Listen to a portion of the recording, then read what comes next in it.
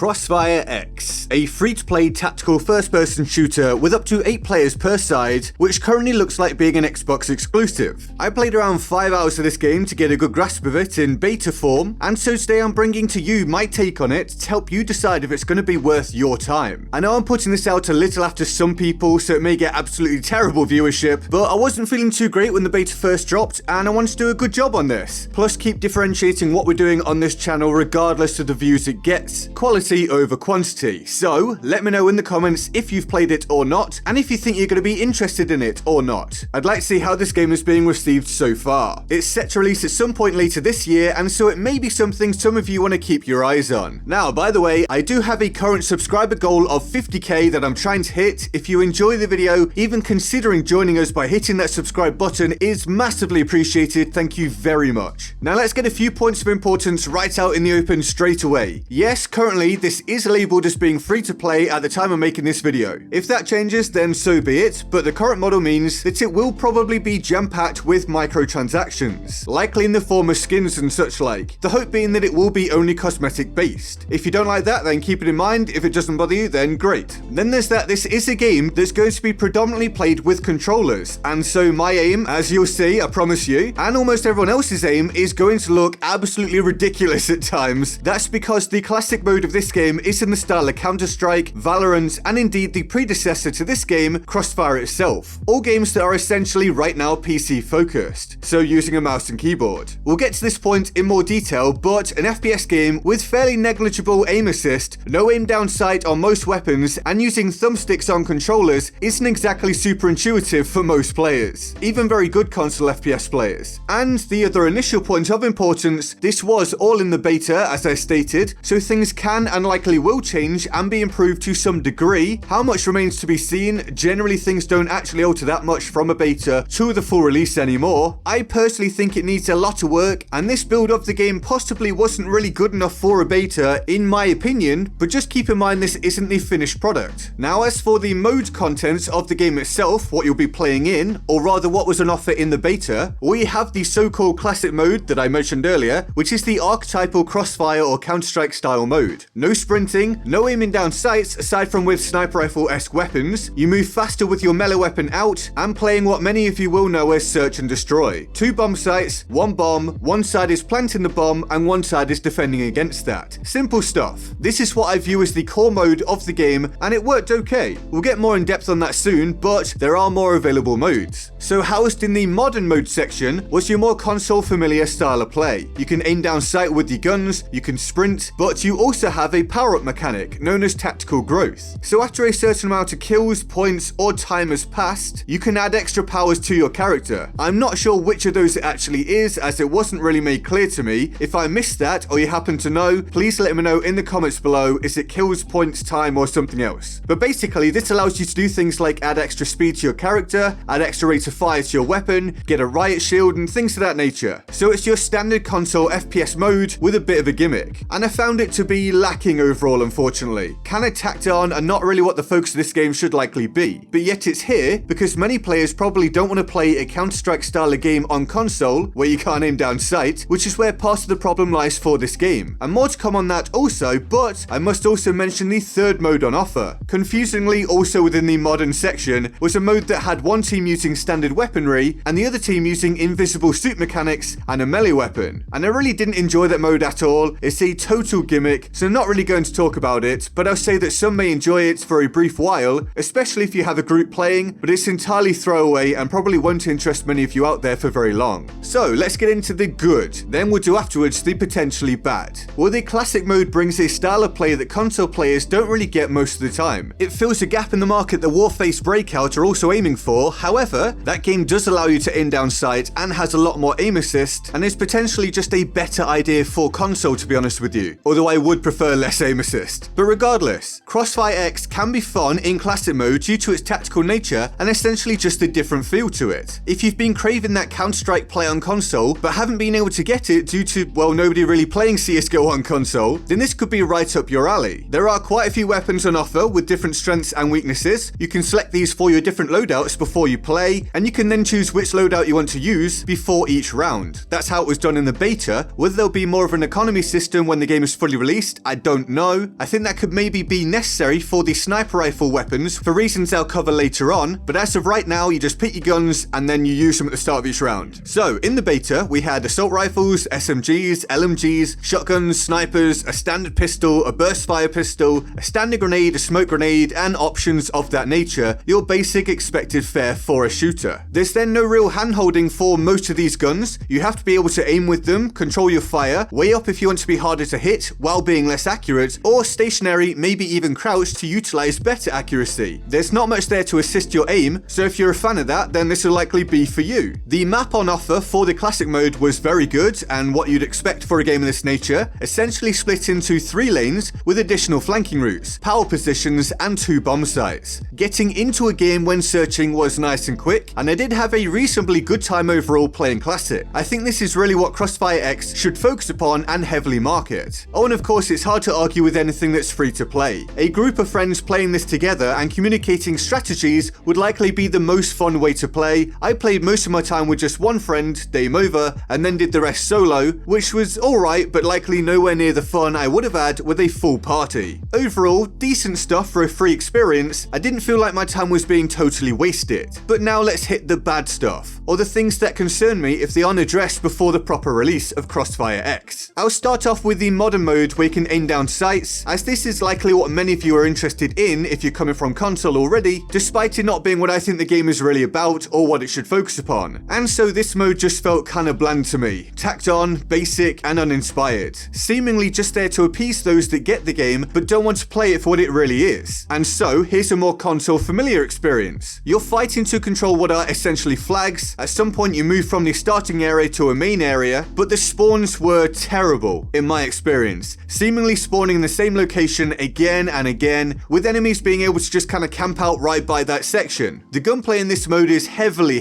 aim assisted, in total contrast to the classic mode, and there was seemingly no way to alter this or turn it off. It was so strong that when I had 2 enemies on screen kinda near me, I felt like I couldn't possibly drag my sights to one of them to take them out anywhere near fast enough. I just got kinda stuck in between them with the aim assist slowdown. Plus, I then felt like I was running in concrete. Overall, not a great experience when you combine those. I also felt like the map on offer for the modern mode was overly dark, making it hard to pick out enemies a lot of the time, and instead I just relied upon their red names popping up if I looked in their direction. The map design itself was also in total contrast to the classic mode, big, open, lots of clutter, many places to be shot from, and a real lack of flow to proceedings. Just people running about getting shot from everywhere or sitting in random corners. And I was very disappointed to find it wasn't designed in a similar fashion to the classic map I played, as an aim down sight mode on that style of map, maybe even in that same style of mode, could have been fun. This was just random heavy aim assist chaos for me. If you like that, then great, but it's not my thing. And when I can easily just go and play COD, Battlefield, Destiny, which by the way has the main game also free to play, or whatever other FPS game I want to go and play, I just couldn't see why I'd take the time to go and play this mode in CrossFire X. It needs heavily polishing, so no, I don't think the modern mode is very good right now, at least not for what I enjoy. It really feels like an FPS game from 10-15 years ago. But the classic mode has issues of concern as well. The main point is, does this no aim down sight, low aim assist play really work on controllers? For most, I would guess no. It feels like a game that should be on PC, using a mouse and keyboard, but on PC, you already have Crossfire, Counter-Strike, Valorant and such like. And so this is the attempt to put this style on console in an aim skill focused fashion. To me, it feels like forcing something that just doesn't belong here. That's just my opinion, and I'm sure with time and effort, people, including myself, could get good at the game and it would be less awkward and clunky. But for your average casual player, or indeed myself, I can't see it appealing for very long. Plus then there's the issue of anyone using a mouse and keyboard or a Cronus device on console being able to absolutely completely dominate. I don't know if CrossFire X will have a way of recognizing if people are using these inputs, and if they do, whether they'll do anything about it, but if not, standard controller players won't have a chance against them, and that will likely bring with it constant questioning of if someone is using another device against you. Not something anyone wants to be worrying about while trying to enjoy a game. But the major issue for me was that for a long long time I persevered with weapons that you couldn't aim down sight with, playing the mode in the design fashion, until they put on a sniper of some kind and everything just became infinitely easier. The guns that you can aim down sight with on classic mode seemingly retain the aim assist that you have in the modern mode, up against people firing from the hip without that level of aim assist, at least from what I could tell. Not to mention it just being far easier to hit the target while aiming down sight with a controller. Besides, it's just what we're used to, and this basically destroyed the balance for me. It could be that maybe I was just good with that style of weapon, but I don't think so. Dame also said he found it much easier, and I saw lots of players using it in the kill feed, plus many times I was killed by it in ways where I just felt like I couldn't compete when using another style of weapon. And so a lot of the time for me, it essentially became a case of why bother using anything but a sniper? I can use it at close range, I can use it at long range, it's just easier. And it even seemed like I was getting kills sometimes with shots that clearly didn't even hit, while my enemies were flapping their sticks around wildly trying to hit me in a manner they simply aren't used to. That needs a serious tweak before full release. And that goes for the settings in general. This was just a beta, but I was genuinely shocked by how limited the setting options were. In terms of aiming, you could alter your standard sensitivity horizontally and vertically, the same for your aim down sight sensitivity, and that was basically it. No dead zone alterations, no acceleration alterations, nothing. In a game where aim and accuracy is of paramount importance, such limited options can be a real death nail, and it essentially left me feeling like I simply couldn't aim how I wanted to no matter what. You can't simply throw away years of muscle memory. Not to mention that you couldn't even change your controller scheme. If you were used to using crouch on the right stick like I am, well, you were stuck with using the B button, and I'm sure you can imagine how often that screwed up what I was trying to do in the heat of a gunfight. Yes, it's a beta, but that really isn't good enough. The settings screen was there to show which controller scheme you were using, but there was no way to change it. And that's without mentioning that I felt like I needed different sensitivity settings for classic and modern, because they play so differently. Another reason why that mix, plus a lack of settings options, is a very awkward combination. Throw on top of that playing often with a high ping, due to no search parameters beyond just hitting play, bugs such as not having a weapon, not being able to select your loadout, etc., inconsistent directionality of sound, frame rate loss, stuttering and freezing, and you have a game that genuinely needs a lot of work before it's fully released. A game that feels like an awkward fit for console, and yet one that could potentially fill a gap if they do a really good job. Will they manage that? I'm more inclined to say no than yes, but I'll have my fingers crossed for it. 5 hours was enough for me. I didn't really have any desire to go back, but I really hope it comes good, and if it does, I'd play it again. And if it is free to play when it's fully released, just go and give it a go to see if you like it. I can't say if it will be worth your time, of course, but I hope I've helped with what I've said today. It's up for you to judge, and I feel like I've covered the main points of importance. So tell me, do you think this is going to be worth your time? Thank you for spending a few minutes here with me today. If you enjoyed, hit that like button. If you didn't, maybe a dislike. If you're new here or haven't subscribed before, it would be awesome if you do so to help me hit that 50k current target. And all the links to my social media, including Patreon, can be found in the description and my pinned comment, where if you do support me, you'll get on the board of awesome you're seeing right here with all of the people that already support me on Patreon. They're all absolute heroes and love them all deeply and of course often. So yep, links to all of that in the description and my pinned comment. And with that all said, I'm Get Good Guy, and I'll see you